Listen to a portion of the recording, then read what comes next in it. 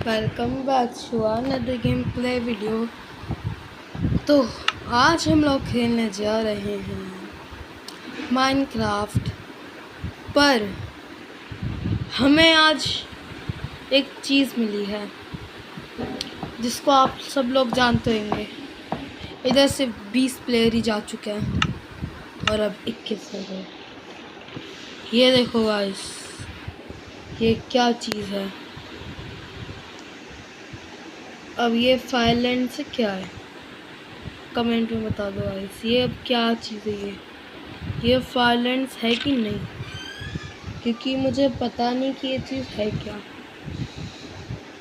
मैं गेम खेला था ऑफलाइन, ऐसे ही डायमंड किंग गया था तो मुझे टीपी हो गया एकदम से और यहाँ आ गया।